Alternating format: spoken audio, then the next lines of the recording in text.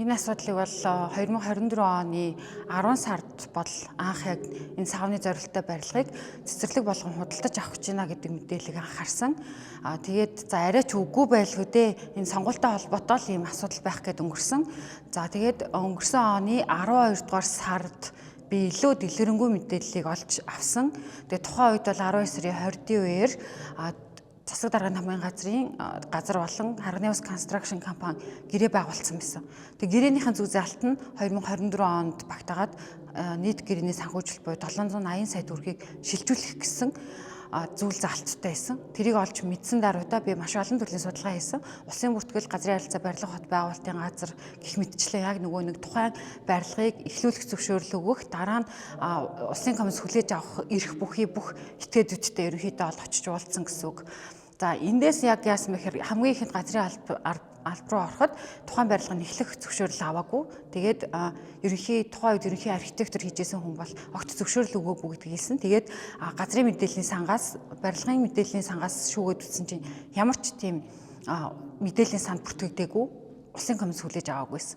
За энэ асуудлынхаа мөрөөр цаашаа улсын бүртгэл архив руу очиод мэдүүлэгтэй танилцахыг хүссэн. Мэдүүлэгт нь бол улсын комиссын ямар нэгэн хүлээж авсан акт болон за тиймэрхүү одоо яг холбогдолтой баримтууд нь байгаагүй. За одоо яг хүчин төгөлдөр мөрдөгдөж байгаа хуулийн дагуу мэдүүлэхийн бүрдэл хангалтгүй байна гэдэг асуудлыг олж тодруулж гаргаж ирсэн. Тэгээд Харганы ус констракшн компани барьсан барилгатай холбоотой бүх мэдээллүүдийг авахын тулд хөгжлийн бодлогын хэлтэст алтан бичиг өгөөд тэр алтан бичгийн дагуу ер нь мэдээллүүдийг гаргаж авсан гэсэн үг.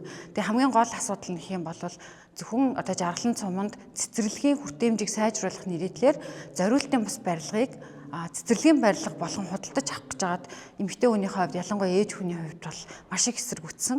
Энэ талаараа бол яг хөдөлшгүй баримтуудыг цуглуулад хоёр дагавар нийтлэлийг гаргасан байгаа. Тэгээ энэ нийтлэлийн мөрөөр одоо ламсрын төлөөлөгч бас нийтийн сонсгол зохион байгуулад энэ үндсэн илтгэгчээр оролцсон. Гол миний одоо зорилго гэх юм бол зориултын бус барилгыг хүүхдийн цэцэрлэгээр худалдаж авч ашиглалтанд оруулж бусдын хүүхдүүдийн эрх ашгийг одоо хөндмөөргүй байна. Бид нэр ингээд дандаа хүүхэд нэгдүгээрт гэдэг хэрнээ хүүхдийнхаа эсрэг юм үйл ажиллагааг дэмжиж яваад байх юм уу?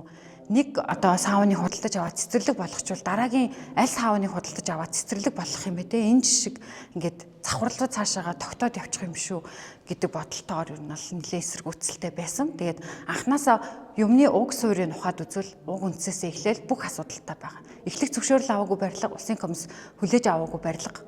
Бид нар энэ барилгад 75 хүүхдийн амь нас, эрүүл мэнд, аюулгүй байдлыг яаж даатгах юм бэ? Энэ дээр одоо түр анхаарад засаг дарга болон засаг дарганы хамгийн газар холбогдох мэргэжлийн байгууллагууд өөрсдөө хуулийн хүрээнд энэ худалдаа авах ажиллагааг зогсоох, энэ гэрээгээ цуцлах хүртэл арга хэмжээ аваасай. Мөн одоо энэ нийтийн сонсголыг хэрвээ одоо цагдаагийн байгууллага болон бусад хуулийн байгууллагууд үзэж байгаа бол тухайн сонсгол дээр яригдж байгаа асуудалтай холбоотой мөрдөн шалгах ажиллагаа явуулаад асуудлыг нэг тийш нь зэгцлээсэ гэж хүсэж байна. Өнөөдөр сонсгол зохион байгуулалт оролцсон одоо хариуцагч тал бол сонсголыг орхиж дундуур нь гарч явлаа шүү дээ. Тэгэхээр энэ удаагийн сонсгол ер нь хэрэг үр дүнтэй ач холбогдолтой сонсгол болж ийн гэж бодож байна. За хууль зүйн хэлтсийн одоо дараагийн ганц зургийн одоо өгсөн мэдээллээр хариуцагч тал одоо гэрээний үүргээсээ татгалцвал одоо энэ үйл ажиллагааг одоо зогсоох боломжтой гэсэн ийм зүйлийг яриад байна шүү дээ. Барилгын тухай хууль дээр болохоор засаг даргын бүрийн эрхийн тухай заасан байдаг. Засаг даргын бүрийн эрхийн хүрээнд баримт бичгийн бүрдэл хангалтгүй барилгыг нураах хүртэл арга хэмжээ авах тухай заасан байгаа. Тэгэхээр засаг даргын бүрийн эрхийн хүрээнд энэ асуудлыг бол шийдэх боломжтой гэж одоо миний хувьд харж байгаа. За Баян мөнх захирлын хувьд гэх юм бол яг өнөөдрийн нөхцөл байдал дээр биднэрт ирж ямар тайлбар өгөх ёстой байсан бэ гэвэл одоо зурулсан байгаа Prime Project компаниар зурулсан байгаа шинэ одоо өргөтгсөн цэцэрлэгийнхаа барилгын зургийг харуулад тайлбарлаад учир начрыг ер нь гаргах хэрэгтэй байсан. Гэхдээ тэр хүн одоо бүх хүмүүс ингээл ашиг сонирхлын зөрчилтэй байна. Хувь хүн рүү найрчаад танхимыг орхио гарчлаа. Энэ сонсголоос гарах гол үр дүн бол яг үү зөвхөн хувийн компанийн үйл ажиллагаа, хувийн компани саавныг бид нэр зогсоох зорилготой биш. Гол нь за тэр саавныг одоо цэцэрлэг болгоё гэж байгаа санаачлаг гаргаж байгаа Баян мөнх захирал яаж засах вэ гэдгээ биднэрт бас ойлгуулах учиртай.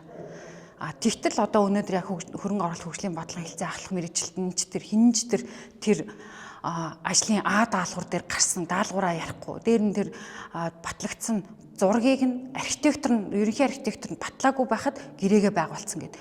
Ингээ хит хитэ хуулиудыг бол ингээ зөрчиж явж байгаа. Гадна талбай стандарт хангалтгүй байна. Онцгой байдлын газар болон эрүүл мэнд те газрын улсын байцаагч эдгээр бол ерөнхийдөө компани талд л гэсэн дүгнэлтүүдийг гаргасан байна гэж би хувь хүнийхээ хувьд, мөн сэтгүүлчийнхээ хувьд олж авсан судалгааныхаа хувьд тэгж дүгнэж байгаа.